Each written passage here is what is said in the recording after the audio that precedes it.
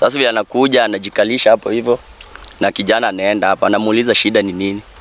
Anamwambia hana pesa kuvuka. Tunajua mtoto akitoka kwa nyumba ameenda shule. Na mtoto akifika hapa apata hakuna mtu akumfukisha, hatuwezi jua ameenda wapi, atarudi jioni, ambapo sasa hapo ndio huwa tunahofia at least tukiekewa taraja mtu mzazi utakuwa na ile ufuate mtoto ujue kama amefika shule. Hii bot huwa tunalipa daily. Unapata sometimes hata mzazi hauna hiyo pesa ya kuvukisha mtoto apita aende shule.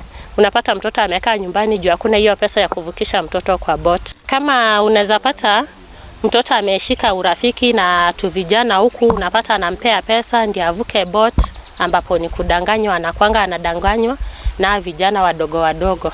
Na kijana anaenda hapa anamuuliza shida ni nini. Anamwambia hana pesa kuvuka, lakini anaenda hivi akirudi atalipa. Sasa huyo boy anachukua advantage anamlipia. Our girl child is very vulnerable when they come to this place and they find maybe the boat rider has not woken up. They are left here stranded and it is at night. Believe me, that is a risk itself. Hii mtoni ya kwenda makaburini inaharibika, mvua ikinyesha hata kupita watoto ni ngumu. Mpaka nitoka kwa shule nichukua action ya kupeleka watoto kama sasa wamechelewa. Asubuhi na jioni.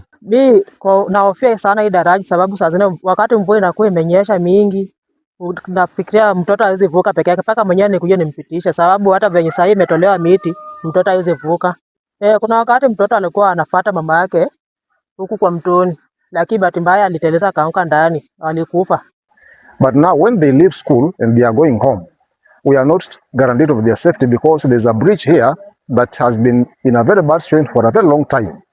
We are very much worried that our kids' safety, there are so many vehicles passing here, some of them have been collapsing into the bridge and whatever.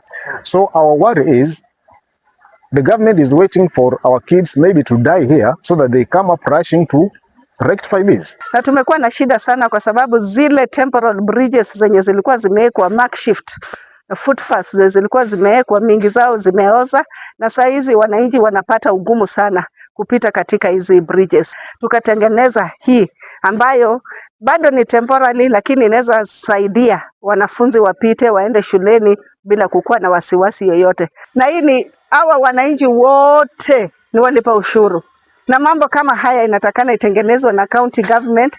Wakati daraja ilikuwa imeharibika hapa tulisumbukana sana. Wamama kama sisi kupita hapa ilikuwa shida. Kama mimi napitanga tu hapa nikisikia vizuri.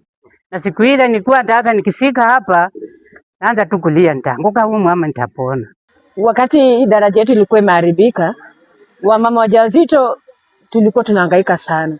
Tulikuwa tunashindwa hata kwenda hospitali, inabidi tuzunguke. Na sasa hizo umeshikwa na uchungu ya wakati, unajua wakati kama wewe ni mjamzito na unataka kuzaa. Tulikuwa tunahangaika kubeba watoto wetu hata paka kwa migongo, tunapita ndani ya mtaro ili tuwasaidie, maana ni watoto wadogo.